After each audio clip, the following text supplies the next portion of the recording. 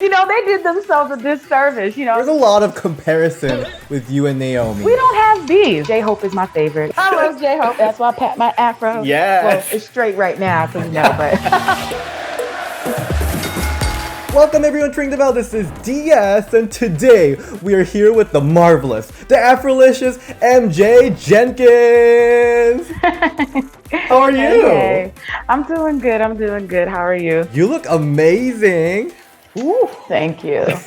So today we're going to talk about your journey through WWE, and it all starts from a tryout in 2018 with some notable names in indies like Kylie Rae and Maria Manic. I do remember.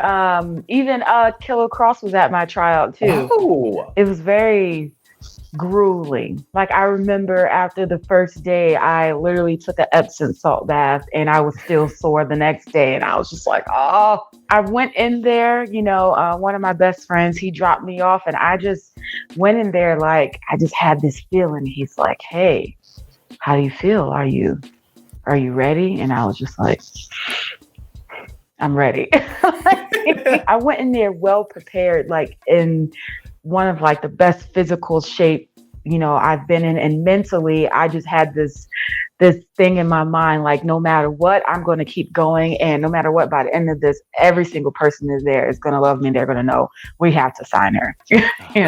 In the past, some of the women has talked about how WWE has a mold, a look that they want from a woman, and that came as a pressure for some of the women. Is that something that you experienced too? I do think that there's a specific way that, like a certain look that they would want, but however, what I've experienced was a look can be any look. It just has to be something that is you, that stands out. It's something that separates the normal people from the superstars. You know what I'm saying? So, people would tell me, hey, maybe, these other companies, they may want you to change your look. Maybe they want you to be more Europeanized, because I always wear my hair in afros. But this company, they didn't.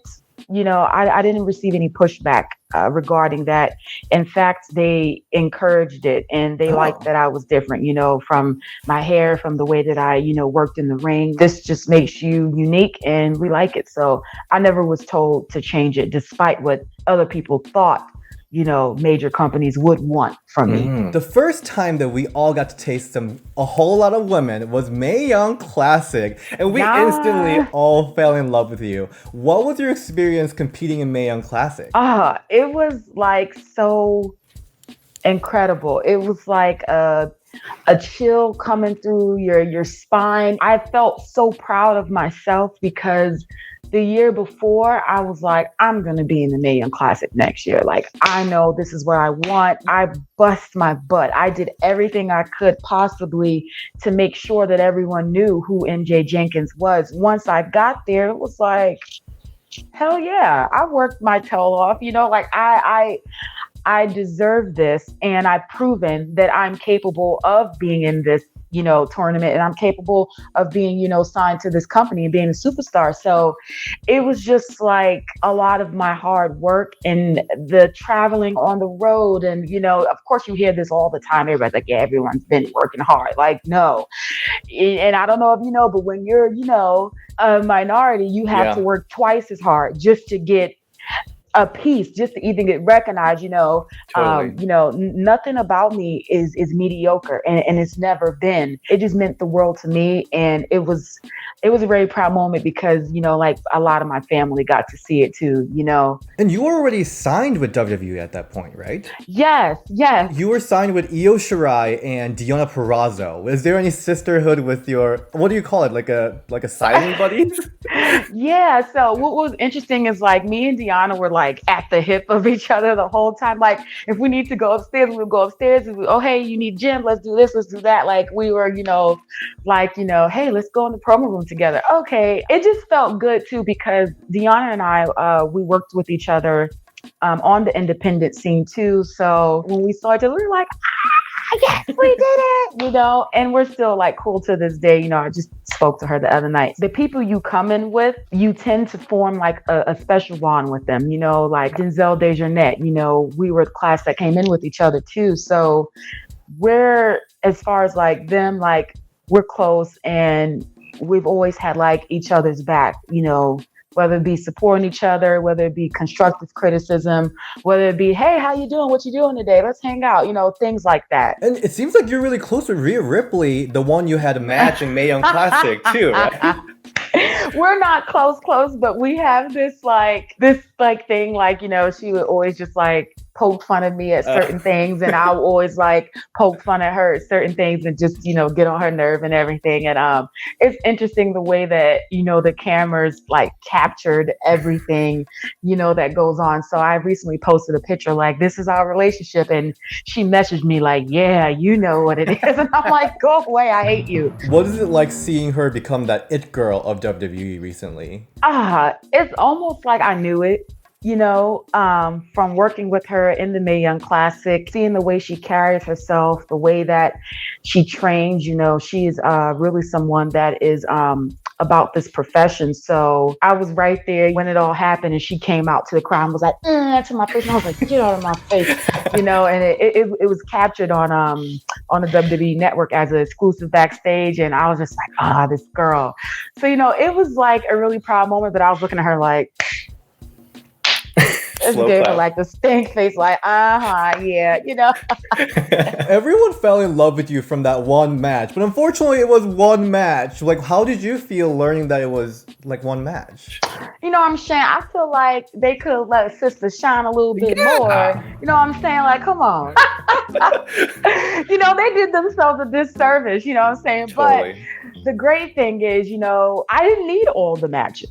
Like for certain people, it's good that they got the opportunity, but, with my, 8-minute match, I showed why I'm a standout. When my music hit, and I can't lie, I felt so nervous, like behind the curtain. And I was just like it was like a caring nervous. It was like, it's my time to go. Okay. The one match is the one match that like solidified who I am and everything that I'm capable of and what I can become. The fact that I remember, even Edge and Christian, they did their podcast and they mentioned me. I was like, oh my gosh, like MJ Jenkins. I was going to mention her, man. I really stuck out. Sky's the limit for her. I really think that she has a ton of potential, and I think she has star written all over her, to be honest. Really, really dug her. I thought she really stood out. Having them say, yeah, this girl, she's definitely a superstar, she's incredible, and she definitely caught our eye, and she, I was like, so one match, that's all I needed, one match. Yeah. Rest of y'all gonna be forgotten about if I had more. Yeah, you had such a great charisma. You had that character, and it evolved through your NXT career. It was Afrolicious, marvelous, a whole lot of women. Can you tell me a little bit more about that character? It's not necessarily like a made-up character. You have some people that's been given things to be like, hey, work it out. Do you make this into something? But who I am as MJ Jenkins is just me times 1,000. It really stems from all my inspirations growing up. I grew up singing in the church. So that's why I pitched to them, hey, let's try this out. Let's have me sing my entrance.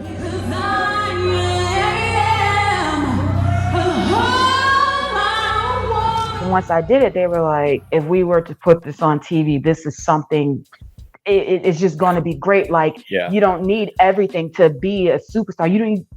We don't need to say you are an NXT superstar. This just shows that you are a superstar, Like my attitude, Afrolicious and also vicious, that's just me embracing everything that makes me myself. Like I like my kinky, curly, having to put water on it to, untangle. They're like, I love everything about myself. Like I love my hair. I love my skin complexion. So everything about being a whole lot of woman has been me embracing everything about myself. My music type. I love R&B. I love, the Beyoncés. I love Toni Braxton. Having so much African-American influence, music influence, all these things, movies, Beyonce and Gold member, she says I'm Foxy Cleopatra and I'm a whole lot of woman. And I'm a whole lot of woman. Shut down! Our very first day, they put us all in a room and they was like, all right, say something, we're going to record and post you guys, let us know who it is that you are. And I was just like, I'm MJ Jenkins and I'm a whole lot of woman. They were just like, Okay, great. But There that's you go. all. It's just like a way of being. The best thing you can do if you're trying to find a character, just be yourself. Don't be a character. Be Got yourself because everything just it comes naturally. Your entrance when you're singing it was one of the best thing ever. Like, and it's actually good singing. It's not Jillian Hall Yes. singing. Oh no, It's honey. great. These vocals been on it since since I can remember. And I heard you will be showing us a little bit more of your singing. So I have started a YouTube channel. It's Marvelous MJ Jenkins.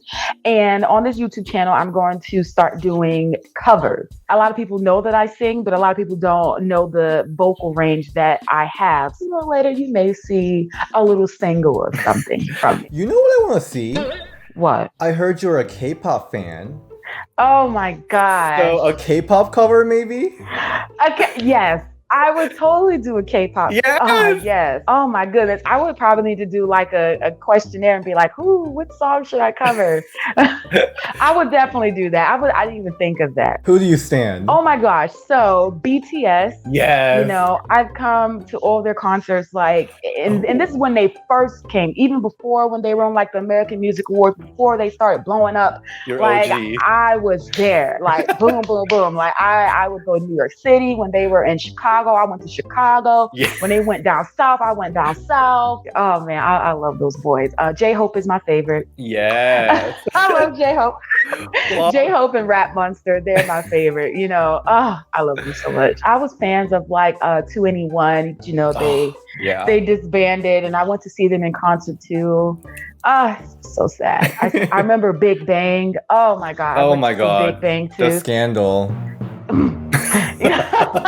Yes, people got other stuff going on, but yeah, I still actually have like the like the fan thing. They had the crown with the you have it like this. I still have all that. I feel like one of the wrestlers should start doing that. It's so cool. Yeah, absolutely. There you go. There's the idea. And we're going to talk about a tiring topic because there's a lot of comparison with you and Naomi and all that beef. What the hell's going on? We don't have beef. I don't like. People need to stop with this beef and get some chicken instead. Let me stop. I love Cardi B. To be honest, it's like I remember when I got signed, and all of a sudden, old tweets come up, and it's like, she hates her. She said this. She said that. She stole her, and I'm just like, so nobody wants to point out the tweets where I like congratulated her on winning the WWE, Women's Championship. Nobody wants to like talk about when I reposted her stuff. Nobody wants to retweet all this other stuff that I said positively about her. And then I'm like, well, nobody understood that this was like, I know some fans be like, oh, we know what kayfabe is. I'm like, so none of y'all understood that this was like a character thing of me. There's no beef. And she was actually one of the people who like reached out to me, when I got released. And I actually reached out to her even before that, because the truth is, perception is a lot of people's reality, So if someone thinks something is a certain way, I felt like, it's on me to reach out to her and just let her know like, hey, I respect you and I don't think any ill will of you, and I offer her an apology like, hey, like, girl. And it turns out like she wasn't even offended. I think everyone else was more offended than she was. And I think everyone else made it such a big deal. And it was like on us to be like, say, about it. And, she was really understanding, and she was like, hey, you don't even have to apologize about that. Like, that was so long ago, and just know that like, I'm here to support you. I wish you all the best. And, and when I see you, I'm gonna give you a really big hug. And I was like, thank you, because she's actually someone I've looked up to. So when it all blew up and it looked as if I was bashing her and hating her, and I was just like, that is totally not the case. Because like you said, you wouldn't see as many girls who looked like me on TV, and I remember there was a time where I was told by somebody that I wouldn't make it because I was Black, What? Oh yes. Oh yes, but it wasn't anyone in this company. This was when I first started out. When I first started out, and then there's Naomi, there's Alicia Fox, and I'm just like, well, this person just told me I wasn't gonna make it, but that's because they gave up on their own dreams. See what I'm saying? Yeah. So it's like, I had to look at all the women that has been there. Even wrestling has come a long way. You have a sweet Georgia Brown, who's the first ever African American NWA women's champion. You have Jazz, you have Jacqueline, you have even Crystal, was there, so I'm like, you have to look at things and see like how far a company has come and how much effort they're putting into the representation. We have Sasha Banks, we have Bianca Belair, even outside of WWE, like we're there, we're present. It's just on the people to recognize it and not try to look at the negative. You know what I'm saying? So it's all good. We're good. And people, you need to let it go. If you haven't by now, oh well. Let it go. Let it go, honey. Let's get our Frozen on. Just let it go. So your character is based on your black pride, you being unapologetically black. WWE has historically been, criticized for having the representation issue, especially with black women. So you being there backstage, did you feel like WWE put efforts to really put that representation and diversity out there? I feel like with everyone that was there, they had to possibly look at, the demographic, one of the reasons why I wasn't used so much, it was like, hey, you're something special and we don't want to just put you out there to just be put out there, so I feel like they treated people who were African American or African descent with more care, okay, let's not waste you, because when you go out there, we need you to be like the person, the focus that is going to be the representation of, the black community. We have people from all over the world, we have, people from China, people from Japan, we have people from Brazil, people from Chile, we have people from everywhere. So it's like with a company that, mind you, we had over 100 something talent there. And the women we have 50 something women. So it's like, you can't just say, boom, boom, throw this person, throw that person out. And, and I did appreciate the fact that I was considered, highly important enough to not just put out there as someone who's doing, talent enhancement matches, that they felt like my value was more than that. It's just something that you have to understand and not take it personal and not feel like it's an attack on, who you are, Let's talk about NXT Women's Division. So NXT Women's Division has so many different women of different backgrounds, a ninja warrior, a martial artist, indie darlings. So how did all these women gel together backstage? How you think women gel together? I can honestly say everybody from being from such a different background, it made everyone else so much better because all of a sudden, I'm in the ring training with Justin and Duke, and I'm getting tossed around, with all these judo throws and stuff. And I'm like, oh, okay. I'm in there with someone who's extremely agile and does all these, amazing flips and stuff, like Casey Catanzaro. So it made me so much better with being able to be flexible and learn different styles, learn new things in the ring that I necessarily didn't know. I can say it's one of the best experience for sure. There's a tag team that I was dying to see on TV. Who? The Platinum Hitz.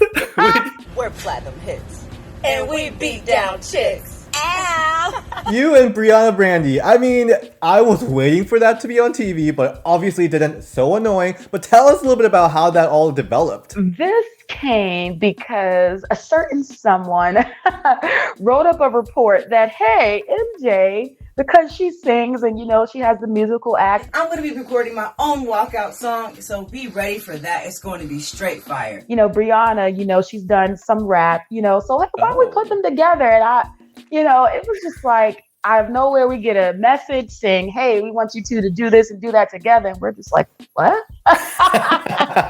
We were completely blindsided, and I was just like, MJ Jenkins, she's a superstar, I'm good. I'm Beyonce. We were both like, she's like, but I'm just getting started. I want to do, well, why can't I just do this? And I'm like, for real, I'm I'm like, girl, I want to, Well, as a solo artist, MJ Jenkins loves the spotlight. But I have come up with a plan. I will debut my new star-studded group, Platinum Hitz.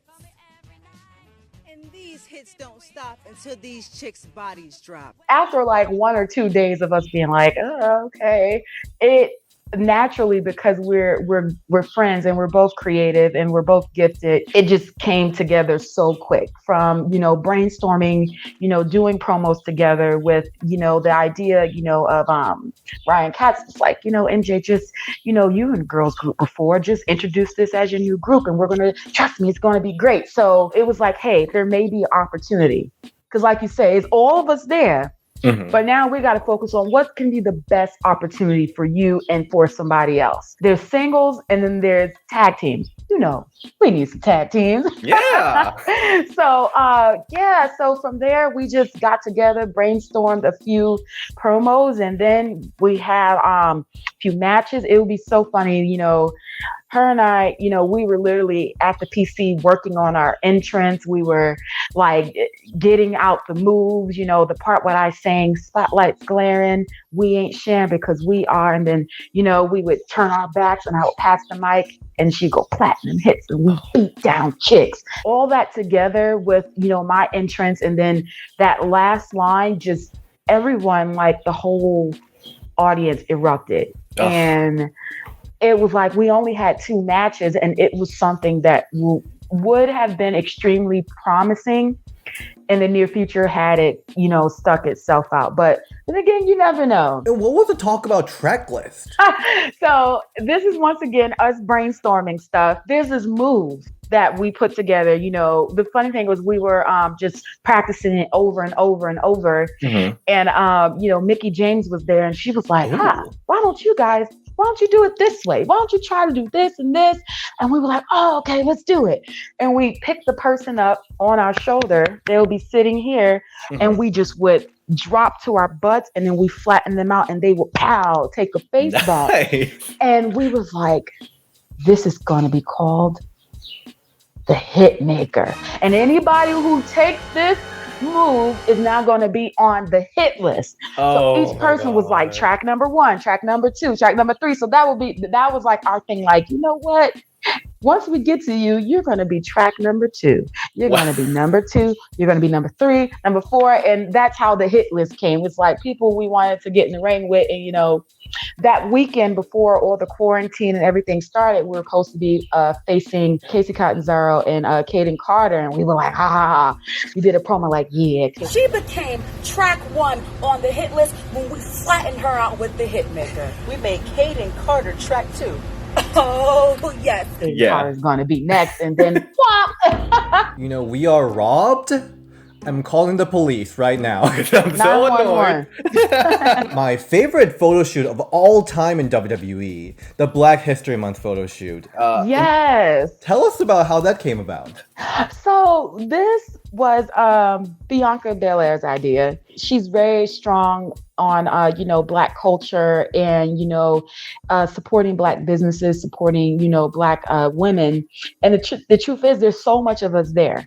But, at times it's not all the time, represented. So this was something like, hey, it's Black History Month. How about we do something that gets together and it celebrates all of us. It celebrates all shades of brown, Black, and it just puts a spotlight on us and highlight that we're a sisterhood and that we are here and that there's so much more to us, B has always been like this, I don't know if you watch her post or anything, but she's always like this, promoting Black literature, Black everything, and the company was like really proud to be a part of it. We were just going to do it on our own, but they like jumped on it and they wanted to display it. And before we knew, we had camera crews coming out and it was just like a really good feeling to have like everyone know that, yeah, we come from different shades and walks of life. We're all very different and we should be viewed as different and accepted, as who we are, So yeah, that was pretty cool. And I love that you guys are changing the culture from inside. That's really important. Yes. Yeah. Yes. Who are some other locker room thought leaders and locker room leaders in general in women's division? So one of the locker room leaders there before she got called up was Nikki Cross. She was like a really big help, with just showing you like the ropes or things to do, letting you know about unspoken rules. I can say now, like Casey Catanzaro, she is like, wow. Even though she's more like laid back, she's really always the person that's a locker room leader without having to be said she's a locker room leader, like we get there, we do a lot of things. She's always showing you certain things, telling you about things that we have to do that you may not know, letting you know about the certain etiquettes that's there that is in this company that you may not know, even if you had the experience elsewhere, So, and she's just always like that person that's motivating you. Like, hey, good job, guys. Okay. Hey, MJ, you need this. Everybody, let's go for it. It's like she's like a cheerleader. It was a lot of great girls there. You made an impact in WWE, even with the limited opportunity. Like, what do you think? I mean, you talked about it a little bit, but what were the stuff that you hoped you could have shown us more? With what was shown once we started like doing the promos and everything, and from NXT Live, I ultimately would have wanted to just finally, do the solid debut, because I've had the main event, NXT when we did the Battle Royal. I was involved in the storyline with Shayna Baszler, Marina Shafir, and Jessamine Duke, the Four Horsewomen, when it was like me and Mia, and it was like two of the other girls versus them, I really do think that there's so much more character development wise that I put into, so many layers and that I've, always pitched. I just think like the fans missed out on that. So it's just unfortunate because it was so much, even like gear wise, even costume wise, things but behind the scenes, certain things like a lot of kids don't know, there was even a song recorded, and a video that was shot, and I got together, me and somebody else in the background, we got together all of these costumes ideas and things to pitch, and it just fell flat. One thing I can say is that you can be like let go from a company, but you're never let go from wrestling. Yeah. And someone like me, and this is not to toot my own horn, but I still have so much to give. Yeah. And everything that I am is this character because it's just me. So wherever I go, you're going to get that. I was really walking down the street the other day, walking my dog, and a fan like halted their car and was like, beep, beep. And I'm just like... who the heck is this? And this minivan pulling up to me and they're just like, MJ, oh no, I'm so sorry.